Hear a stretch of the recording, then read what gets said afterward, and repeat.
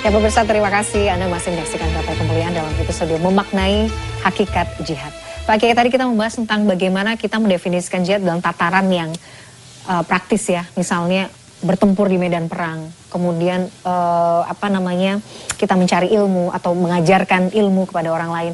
Tapi sebenarnya kan ada emang hadis ya Pak Kiai yang menyampaikan bahwa jihad yang sebenarnya itu kan jihad melawan nafs gitu, hawa nafsu. Itu juga kata baginda Rasulullah adalah jihad yang sejatinya dilakukan seumur hidup ya Pak Kiai. Dan perjuangannya sampai mati ya Pak Kiai. Bisa dijelaskan Pak Kiai? Iya. Al-jihad fitu li zaman. Jihad yang berlaku selama-lamanya itu jihadun nafas. Jihadun nafas. Jadi dia tidak ada ruang dan waktu yang membatasinya. Jadi orang yang melawan hawa nafsunya sendiri semakin berat, semakin bagus. Ayatnya tadi itu yang menjelaskan wajahidu fillah bi amwalikum wa anfusikum. Itu ada kalimat sebelumnya. Infiru khifafan wasiqalan. Berangkatlah kalian berjihad itu khifafan. Khifaf itu maknanya ringan. Wasiqalan dalam keadaan berat. Nah ini sama tambahan lagi yang Quran ini. Ukurannya itu bisa jadi ada yang ringan, bisa jadi yang berat. Ulama-ulama tafsir mengatakan khifafan wasiqalan itu maknanya syubbanan wa kuhulan. Berjihad ketika masih muda atau sudah tua. Yang kedua penafsiran khifafan wasiqalan ghaniyan wasaqilan. Ketika dia banyak duit dan ketika dia nggak punya duit. Nah itu orang bisa melakukan jihad. Nah sehingga kalau seandainya dia menahan sesuatu itu berat rasanya dan dia menganggap itu dia sedang diperintahkan oleh Tuhan, maka dia berjihad. Seperti orang yang menahan cinta.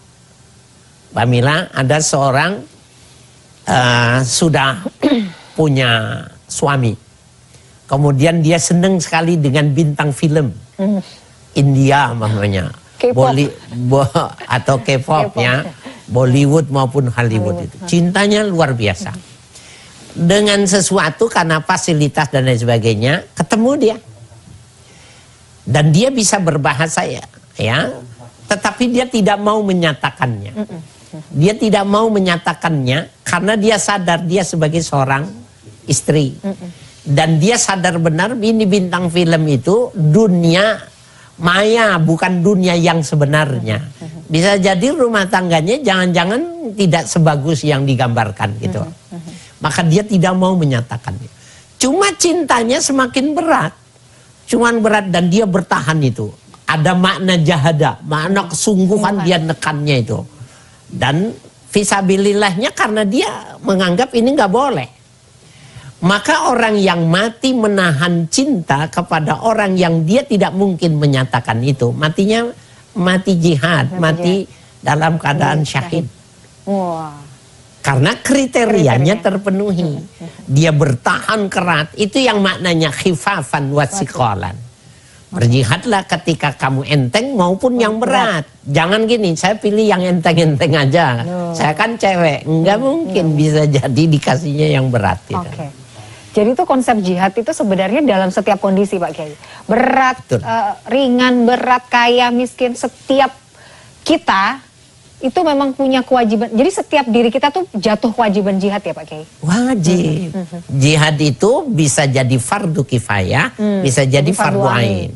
Fardu kifayah itu dalam pengertian tidak semua orang wajib berperang. Kalau pada konteks kita. Maka orang yang tidak dalam ditugaskan secara khusus maka dia fardu kifayah. Kalau sudah ada orang, jadi seperti kita nih ya, negara kita ini, kalau sudah ada orang yang menjaga perbatasan, ada pasukan yang khusus yang menjaga kedaulatan, maka konsep jihad itu sebenarnya sudah menggugurkan orang-orang yang ada di Indonesia semua. Karena apa? Sudah ada yang mewakilinya gitu.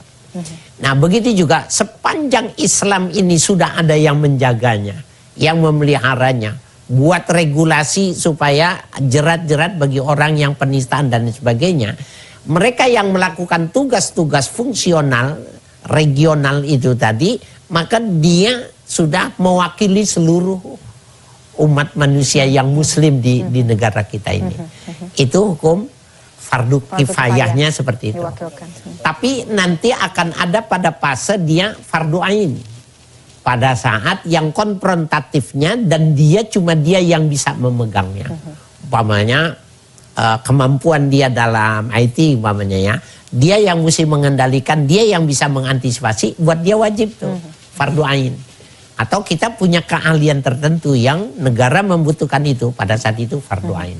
Tapi bila tidak semacam itu, maka fardu kifayah. Jadi jatuhlah kewajiban jihad itu kepada diri kita masing-masing dalam setiap perannya. Bahkan kalau kita lihat sesulit, karena sulit sih, karena itu adalah musuh terbesar. Misalnya hawa nafsu Pak Kiai, menahan amarah aja. Itu kan luar biasa ya, kadang ada ego manusia kalau misalnya mungkin harga diri kita kemudian disinggung oleh orang lain gitu kan. Ada kemarahan yang kita ingin sampaikan gitu. Tapi kan di sisi lain kita tahu bahwa menahan amarah itu kan bagian juga dari ibadah, itu adalah bentuk juga jihad. Berat sekali kan Pak Kiai, menahan amarah itu kan berat sebenarnya. Itu hal yang paling yang sering kita rasakan tapi juga berat untuk dilakukan. Pahala jihadnya apakah kita juga mungkin mendapatkannya Pak Kiai dengan maksimal gitu? Ya, bahkan orang yang terbaik itu ketika dia punya kesempatan untuk membalas. Dia punya power ya. Tapi dia tidak memanfaatkan dua yang dia punya. Pahalanya lebih besar dengan orang yang cuma bertahan, tetapi sebenarnya bertahannya karena dia nggak bisa membalas. Gitu. Jadi betapa itu dia punya nilai plus. Kan saya pernah dengar ya, seorang marinir berpuasa gitu. Berpuasa dia. Tetapi dalam berpuasa, di tengah jalan itu dia diolok-olok gitu. Pakaian dinas kemudian dia diolok-olok gitu. Ya, oleh yang punya stratanya lebih rendah di bawah dia gitu. Dia bilang sebenarnya kalau saya lawan saya lebih kuat karena saya lebih muda. Kemudian saya tentara, saya punya senjata gitu. Tetapi saya tahan karena waktu itu saya sedang berpuasa. Dan saya tidak mau mengatakan bahwa saya diam ini karena saya berpuasa, juga saya tidak mau menyatakannya. Dia bilang, Pak Ustadz, apakah pernyataan saya itu, sikap saya, pilihan saya itu baik? Saya bilang ini super bagus. Karena dia nggak menyatakan sedang berpuasa, dia tidak memanfaatkan fasilitas yang dia punya, tidak memanfaatkan kalau dia masih muda lebih kuat gitu loh. Nah itu jadi pada saat itu dia double ya kebaikan yang dia dapat itu. Itu juga bagian dari sebenarnya kan menekan ego, menekan amarah, menekan hawa nafsu kan Pak Kiai. Ya, nah saya bilang setelah itu sampean pulang, masnya pulang ke rumah, ada nggak rasa yang dirasakan gitu? Oh oke. Nah, ya, apakah dengan menekan sedemikian rupa itu? Kan biasanya pada teori Archimedes semakin ditekan maka semakin tinggi dorongannya gitu. Ketika semacam itu apakah ada rasa penyesalan dan lain sebagainya? Enggak, Archimedes tidak berlaku. Tidak berlaku untuk hal iya. Tidak berlaku. pada saat kemampuan dia double ya double cover menahan untuk tidak marah, membalas dan lain sebagainya, kebahagiaan itu lebih menyenangkan. Luar biasa. Nah nanti kita bisa elaborasi lebih panjang lagi Pak Kiai di segmen berikutnya terkait bagaimana itu tadi ya dampaknya ketika kita bisa melawan hawa nafsu ini sebagai bagian dari langkah jihad. Di segmen berikutnya kita jeda dulu, pemirsa jangan kemana-mana, Gapai Kemuliaan masih akan kembali setelah yang satu ini.